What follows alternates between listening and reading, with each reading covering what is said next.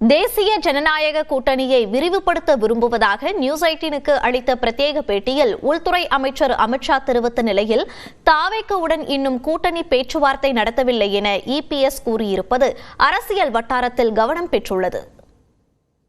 देखिए, जो भी फैसला हम करेंगे एनडीए के सभी घटक दल साथ में बैठकर करेंगे. ये बात निश्चित है, हम एनडीए को बड़ा करना चाहते हैं. तो आप डिनाई नहीं कर रहे हैं कि इससे बातचीत हो सकता है, चल भी रही हो? मैंने ये भी नहीं कहा कि बातचीत हो रही है. मैंने ये कहा है जो फैसला करेंगे वो एनडीए के घटक दल साथ में बैठकर करेंगे. பீகாரில் சட்டமன்ற தேர்தல் பரப்புரைக்கு இடையே நியூஸ் 18 குழும தலைமை ஆசிரியர் ராகுல் ஜோஷிக்கு மத்திய உள்துறை அமைச்சர் அமித்ஷா அளித்த பிரத்யேக பேட்டிதான் இது. தமிழ்நாட்டில் தேசிய ஜனநாயக கூட்டணியை விரிவுபடுத்த விரும்புவதாக கூறியிருந்த அமித்ஷா, விஜயுடன் பாஜக கூட்டணி பேச்சுவார்த்தை நடத்துவதாக வெளியான தகவல் குறித்த கேள்விக்கு கூட்டணியில் உள்ள கட்சிகளுடன் ஆலோசித்து முடிவெடுப்போம் என பதிலளித்திருந்தார்.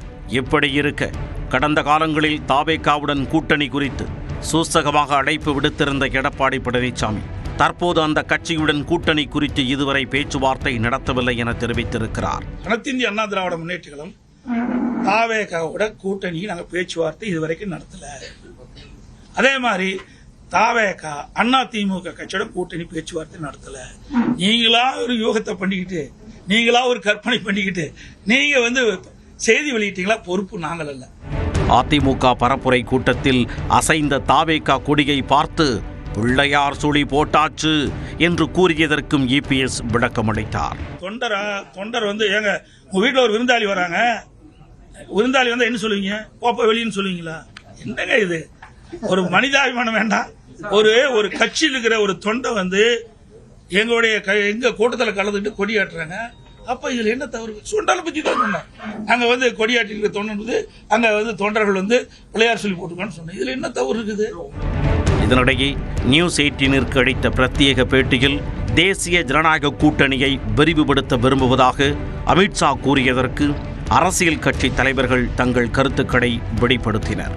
விஜய் செய்த இந்த தவறை பயன்படுத்தி உடனடியாக அதை நாம் நம்முடைய அரசியல் லாபத்துக்கு பயன்படுத்தி கொள்ள வேண்டும். செத்தவர்கள் செத்தவர்களாகவே போகட்டும், ஆனால் நம்முடைய அரசியல் லாபத்திற்கு இதை பயன்படுத்தி கொள்ள வேண்டும் என்பதற்காகத்தான் அவர்களும் சிபிஐ விசாரணைக்கு கோரிக்கை வைத்தார்கள். சிபிஐ விசாரணை என்று போய்விட்டாலே விஜய் அவர்களுடைய கையிலே சிக்கி கொண்டார் என்றுதான் பொருள்.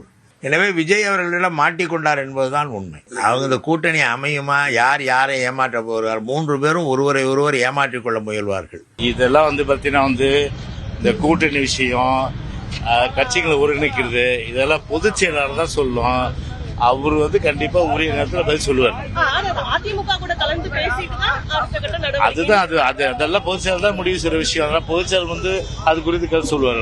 தேசிய ஜனநாயக கூட்டணி விரிவுபடுத்தப்படும்.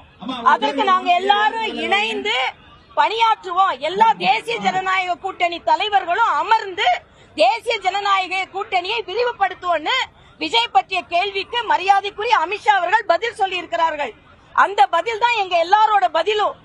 திமுகவை தோற்கடிப்பதில் எல்லாருக்கும் பங்கு இருக்கிறது. இன்னைக்கு ஏதோ கூட்டணி வைக்கணும்னு கேட்டதுனால ஏதோ மற்றவர்கள் பலவீனமானவர்கள் அல்ல. திமுகவை தோற்கடிப்பதில் எல்லாருக்கும் பங்கு இருக்கிறது, விஜய்க்கும் பங்கு இருக்கிறது. இதற்கிடையே விஜய் கட்சியுடன் தற்போது வரை கூட்டணிக்கான பேச்சுவார்த்தை தொடங்கப்படவில்லை என இபிஎஸ் கூறியிருக்கும் சூழலில் தேர்தல் கணக்கு வருங்காலங்களில் எப்படி வேண்டுமானாலும் மாறலாம் என அரசியல் விமர்சகர்கள் தெரிவிக்கின்றனர்.